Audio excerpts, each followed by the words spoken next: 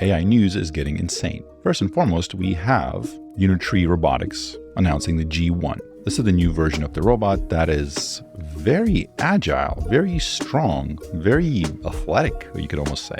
It's ready for mass production and can even get those Mario-style power-ups by jumping and hitting them with their head. And you might be surprised by how inexpensive these are once they're being rolled out in full mass production. The fully automated robotic future might be closer than we first anticipated. In other news, Bloomberg covers OpenAI's and Sam Altman's rumor mill as users await new releases. Now, if you haven't been following this, this was a whole thing.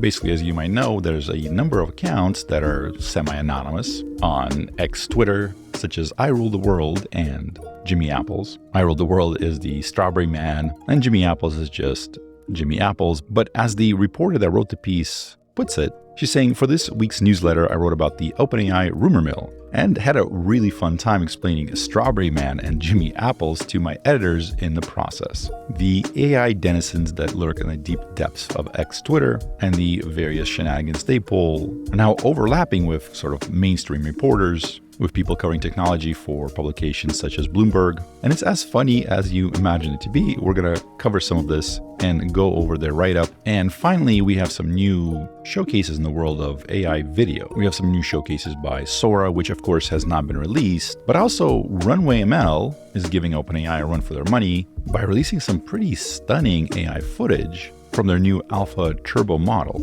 We'll take a look at that as well. If you enjoy these little tidbits of AI news to get your week started, please hit thumbs up. Hitting a thumbs up on this channel works for you in the same way that bumping your head against one of those Mario power-ups works in Mario or for Unitree. With that said, let's get started. All right, so first and foremost, Unitree. We've covered this in one of the previous videos. Unitree Robotics is pretty interesting and definitely ahead of the curve. I don't think it gets as much attention as some of the other robotics companies, you know, Tesla, for example, with their Optimus, but also Figure One, which is the OpenAI-backed startup that has, you know, some form of GPT-4 or some version of that that's built into their robots. But this one's really interesting. Here's another sort of shot of this robot. So the model's called the G1. And what's really interesting about this one is that the price is starting at $16,000. So I'm assuming this is when you buy in bulk. So I'm sure this is for mass production. I don't know if you can just buy one off the shelf,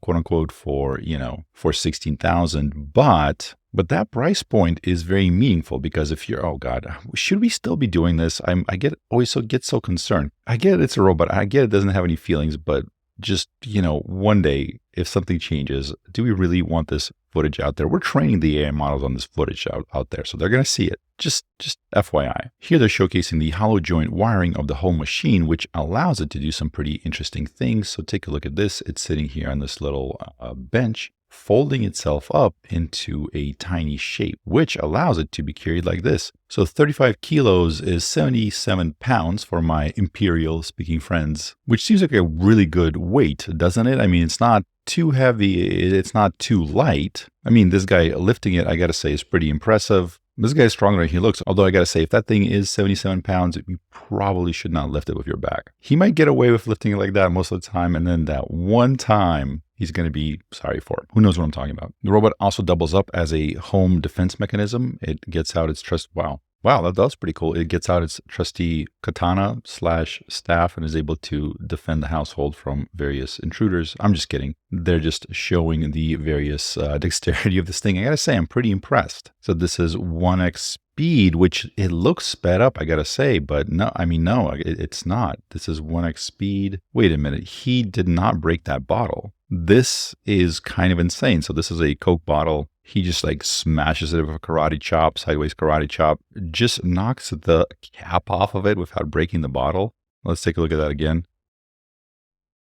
Wow, that is pretty insane. Flip pancakes or French toast, whatever that is, smashing itself in the fingers. Interestingly, they went with 3 digits here instead of like a human-like hand. As they explain here, the humanoid robot has a complex structure and extremely powerful power. Which certainly, looking at this, I can't help but imagine it in various wartime, various military applications. I mean, the staff, this is obviously could be used for, self-defense or offense, smashing things like that. I mean, generally that's not how you open walnuts in your house. You don't just take a mallet and just smash it, right? You use a nutcracker or something like that. This is not how you open up cans of Coke. And usually don't fling toast, into the plate. You kind of slide it in there or pick it up with tongues or something like that. But the fact that it can weld, that precision and accuracy, I gotta say, is pretty insane. So here it is kind of navigating some obstacles and to unperceptive deep reinforcement learning. So it's able to move up and down stairs,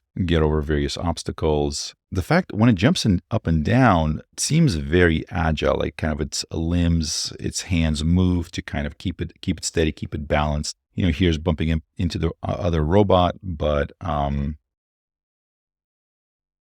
yeah, I mean, it's pretty impressive that he's able to kick its legs almost out from underneath it, and it's able to kind of recover quickly. And as you can see here at the top, so they have all the various versions and prototypes that they've developed. So the one that we're looking at today is the G1. We've seen the B2 and the H1. We've covered those before, both very impressive at the time, which wasn't that long ago. And I think some of these smaller robots like the Go 2 or the B1, I believe the price point was under 10,000 for those. So the dog looking things here are those kind of in action. So they have various configurations, both with, walking limbs as well as wheeled versions of it. Or in that video, apparently it's walking on its wheels, which is cool, I guess. And again, so yeah, this is interesting because it can both roll, right? It can both kind of propel itself with the wheels, but also lift its legs as needed to get across various obstacles. That looks impressive. Walk up the stairs. I mean, this is, I gotta say, pretty cool, pretty fun to watch. It's kind of almost skipping down the stairs, going across couches. Here it is kind of balancing on its two front legs, two front wheels. So there's a lot of things that can happen here. I'm sure somebody's going to mention that, what if this is like AI video? What if this is all fake? I mean, all that, of course, is possible, certainly. But we've seen this footage. So this is the same Unitree. So I guess it has some students that are at UC San Diego that are working on it. This is one of the videos I did on March 2nd, 2024. And you see it walking across UC San Diego campus over there in La Jolla and kind of in the surrounding places with lots of people in the vicinity. I mean, this is real. This is kind of shot on location. There's tons of people, taking pictures and recording it and stuff like that. So we've been watching the development of this for quite some time. And this model was actually announced at $90,000 at the time. So an incredible leap in pricing as well, because, $90,000 for something like this, while still not insanely expensive. If you think about it, some pickup trucks might be kind of in that range. So if you have a business with construction, stuff like that, there's going to be a lot of equipment kind of in that price range. So it's not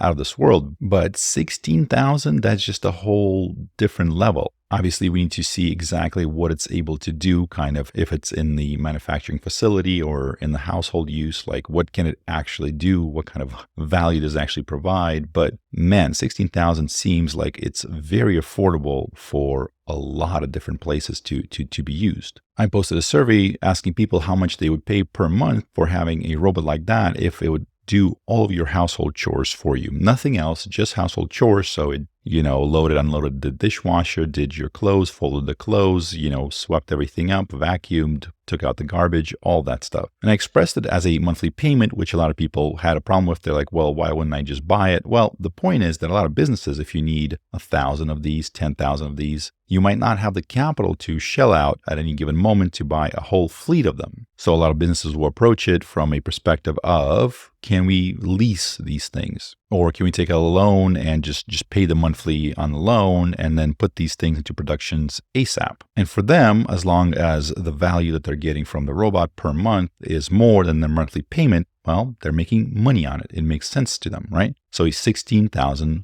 robot, let's say you have a 60-month loan term, that's 5 years. So similar to how this is a car loan calculator, right? So you're paying $330 per month. So can you make this thing provide more value to you than $335 per month? Assuming it's working 7 days a week, maybe not 24 hours a day. I'm sure there's some downtime for charging. I think elsewhere we saw that one of the other robots had a 4-hour charge time that it needed per every 24-hour cycle. So 20 hours of work, 4 hours of charging. Of course, if it's more complicated, more intensive work, it's going to be, more than that. You would have to charge it more often. But assuming it's semi-intelligent, you can train it to do specific things that are beneficial to your business. Can you get more value out of it than $300 per month? If the answer is yes, then the demand for these things is basically infinite, right? If you can make more money or save more money than what they're costing you per month, you're going to get one, right? If, let's say, I'm paying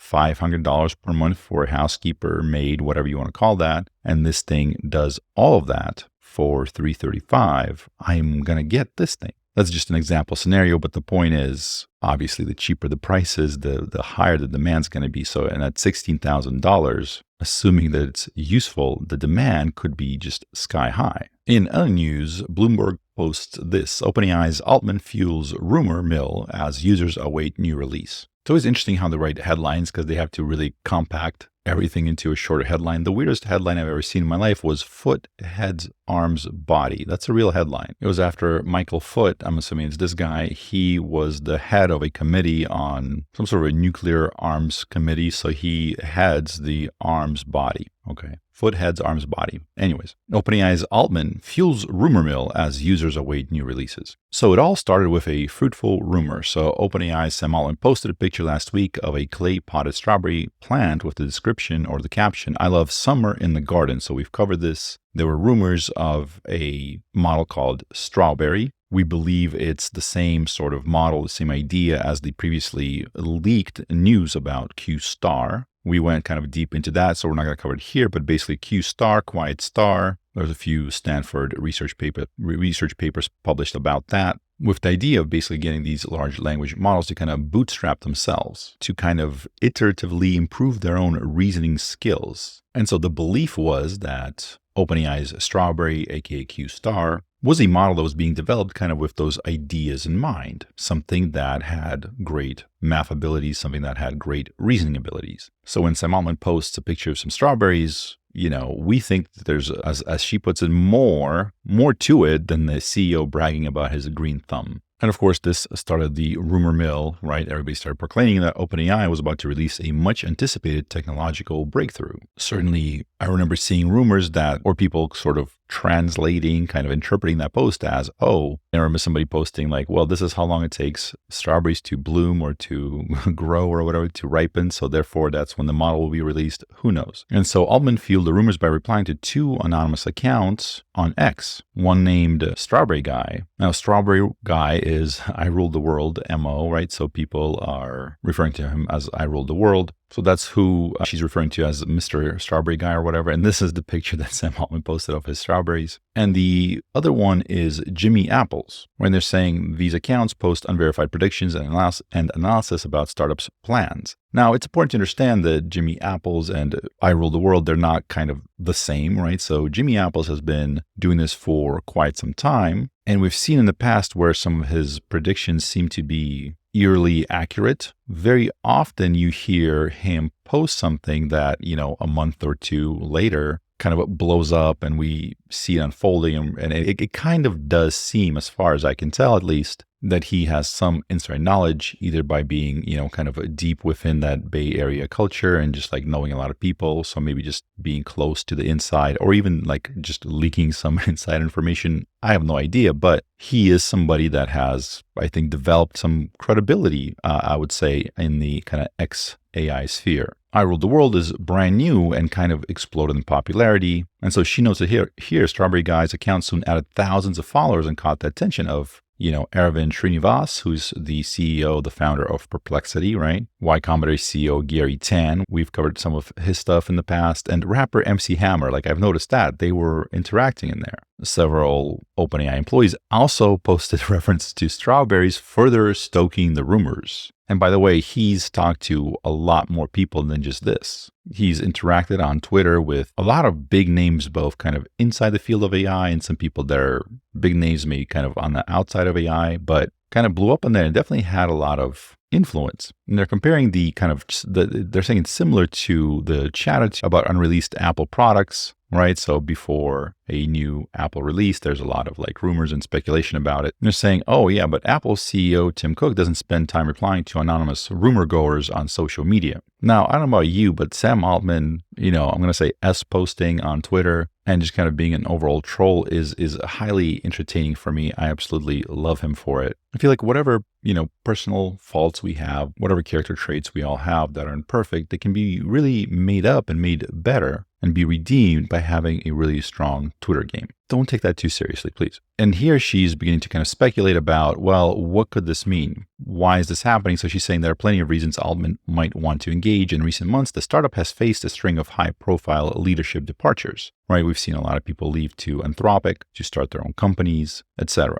Of course, Anthropic has caught up. Other models have caught up. So OpenAI keeps releasing stuff to kind of stay at the top of the leaderboards, which is, I got to say, kind of impressive. But certainly that big gap between them and everybody else has closed. And of course, there have been various controversies and delays. Certainly, SORA is one of them. There certainly have been a number of delays with SORA and the advanced voice mode that has been just getting pushed back and back and back. And in addition to his social media post, Altman and his deputies have repeatedly hyped the eventual release of GPT-5, saying it will be a significant leap forward. Now, this is interesting to talk about because so much, if you think about it, of this AI hype, all the investments and stuff like that, a lot of it, a big part of it was kicked off by ChatGPT, right? And then GPT-4, right? Those two kind of things really set off a big chunk of this race. For example, this is NVIDIA Corp, their stock price. So ChatGPT was released somewhere around, I think it was November 20th or 22nd of 2023. NVIDIA was at $48. If you picked up a few shares at that price, go ahead and give yourself a pat on the back, right? And then blows up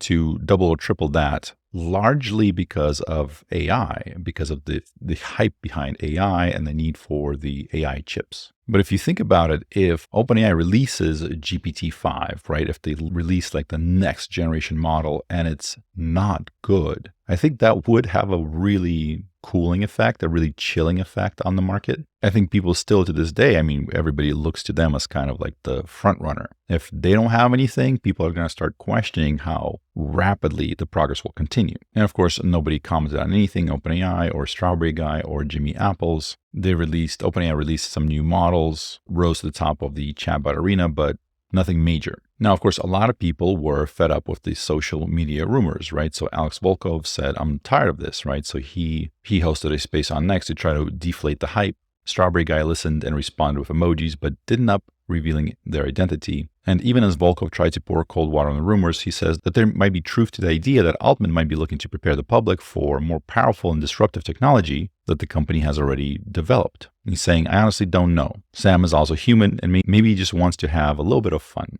So look, as I said before, with this whole AI topic, right? There's a lot of things that we know, some things that are just rumors and speculations, etc. And I know a portion of the people that kind of follow this really hate when anybody posts anything that is not 100% verified. They don't want to hear any rumors. They don't want to hear any speculation. They just want what do we know, which is totally cool. I completely respect that for myself. And I know a lot of you, it's kind of fun to watch these developments. The fact that we see some of this drama unfold in front of our eyes in real time. This is a fairly new phenomenon. We haven't seen stuff like this for most of human history, right? So we can see Elon Musk and Sam Altman, right, when they have a lawsuit over OpenAI. Not only do we get to look at the court papers, we also get to look at them posting their own versions of what happened on Twitter, on X. Not only that, but you and I also get to kind of participate, almost vote in what happens to a small degree by who we choose to pay attention to, who we choose to follow on Twitter. Like the people that are building and producing stuff, they're looking at the conversation that's happening and they're making decisions, at least in part, based on that. So if you don't enjoy, the rumors, their speculation, I have 100% respect for that. No one has to follow it. No one has to engage. My only problem that I personally have with a lot of this is when you state something that's a rumor as fact. And I've been always very careful to make sure I say, hey, this is a rumor, this is speculation, this is unconfirmed. I think it's totally okay to look at things that are being talked about let's say if they're a rumor, as long as you label it explicitly, you're saying this is a rumor versus, we have confirmation that this is true because of this, right? And so as long as we kind of separate those things out, I'm totally happy to talk about the rumors and the nonsense, etc. And the other sort of like theory that I don't think they covered here in this article is, and I've talked about this on some previous videos, is that assume for a second, I'm not saying this is true, but just let's think through if this could be true, would this make sense, right? So if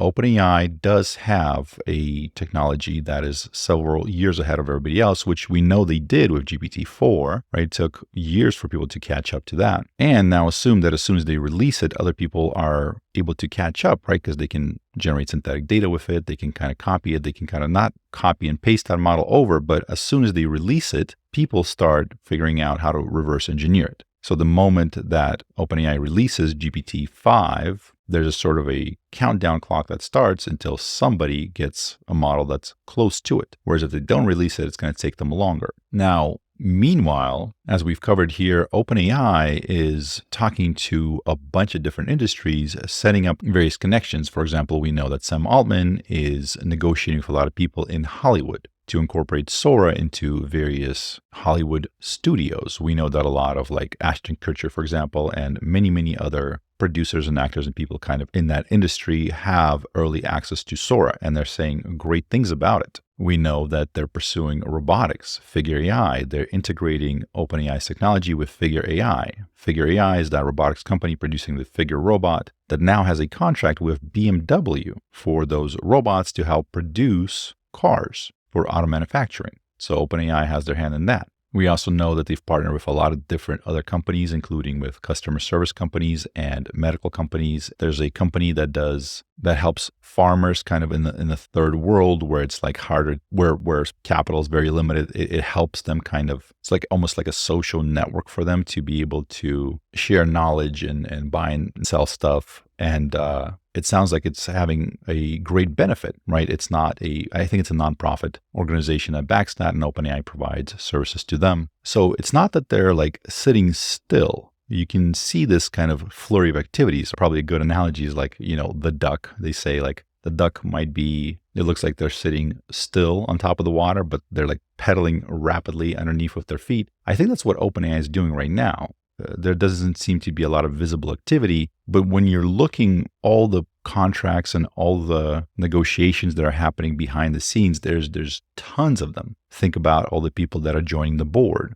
Think about recently we've covered how they're now working with the Alamo Institute, like the same place that developed, that had the Manhattan Project. Now they're working with them to red team some of the newer models, right? So they're branching out rapidly. And meantime, every single time somebody tops them on the leaderboard, they release another model just barely above it, just to say like, hey, we're going to remain number one, or at least very, very near the top. So they're doing the bare minimum to keep their supremacy on the leaderboards while kind of doing this land grab of trying to get integrated with any big industry that's going to benefit, that's going to be part of using AI in the future. And Sam Altman kind of hinted at this. He's like, who's going to do really well with AI, which startups? He's saying, well, it's going to be the one that's using AI in such a way that when the best AI model gets upgraded, let's say from GPT-4 to GPT-5, and gets a million times better, right? If your startup is destroyed because of that, then that's not a good startup. If it's improved because of that, because the capabilities of the AI gets better, that's where you want to be, right? So if you're using SORA to produce movies and SORA 2.0 comes out, now you can produce better movies. That's really, really good. If you have a customer service AI that helps customers with their orders, and then the new version of AI comes out that makes that better,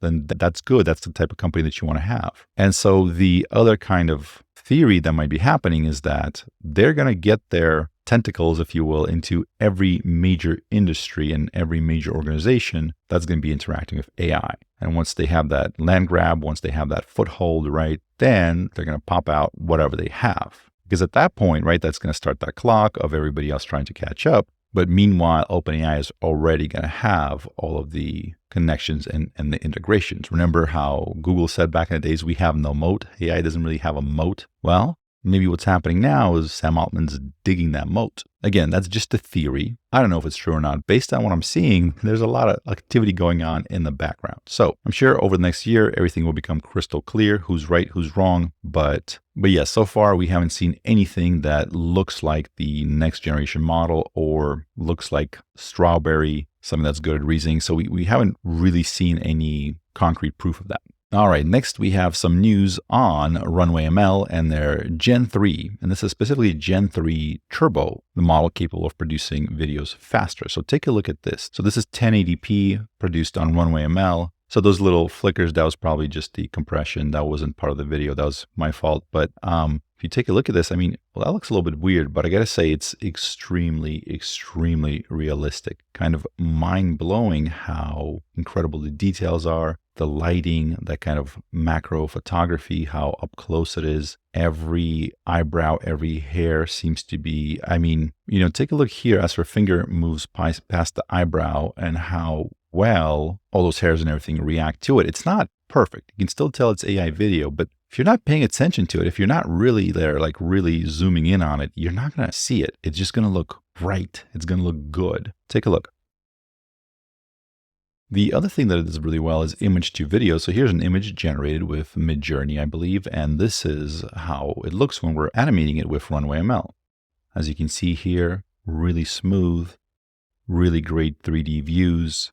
You can see some minor quote-unquote mistakes here and there, but you really have to pay attention to see those mistakes. Overall, it's phenomenal. Here's a sort of a superhero / comic book kind of thing with some weird effects. Anime, perhaps. It's looking pretty good. Here's another one, kind of a zooming in shot onto someone's face. So I can see here, she's kind of holding it up, her fingers like a camera. As it's zooming in her eyes, notice the reflection in the eyes. Here's another one. So this person is talking. It looks, I mean, you could do movie style quality with this. This is just a very short 5-second clip, but with something like lip sync where it syncs the lips to whatever recorded audio you have. This to me seems like it could be great for video production, for actual full movies to tell stories, etc. Runway ML themselves have posted saying how their models almost could be thought of as a physics simulator. So as you can see here, here's a hot pan, we're pouring the water. We see the water kind of running. I mean, it's simulating physics, it's simulating steam, etc. And this is kind of a big topic of conversation right now. So a lot of people are kind of against this idea that it's a physics simulator. But the basic idea is as these models learn, they learn certain shortcuts about how to create things. And so they begin to have some quote unquote understanding of certain things, at least in a sense that they're able to replicate it, right? So a bird flying, the model might create in such a way where it fits in with the laws of physics, right? So that might not be that it understands physics or whatever you want to call it, but it's certainly able to sort of project what that would look like, and it would match, the laws of physics in the real world. Dr. Jim Fan has posted a great sort of breakdown of what that means, of why these models learn implicitly as opposed to explicitly. They learn things that we don't actually specifically tell them. They just kind of figure it out through training on large amounts of data. And SORA posted a few showcases as well. I'll leave some links down below if you want to check it out. But they have some new, what they call showcases by actual artists and directors that have produced something using SORA. Now, for a lot of this, you do need kind of like the music to make it make sense. One of them is an actual music video. But it's interesting to see what happens when you take something like SORA, you give it to artists trying to produce this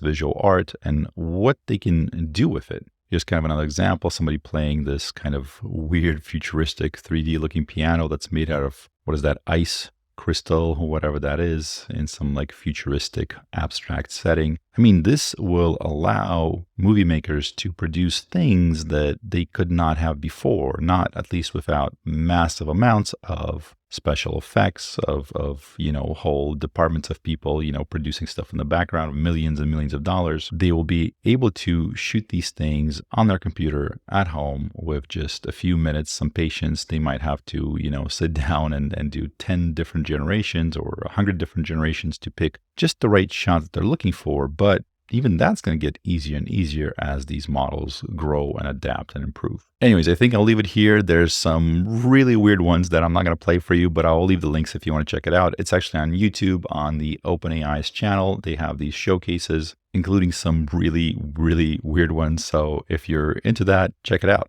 My name is Wes Roth, and thank you for watching.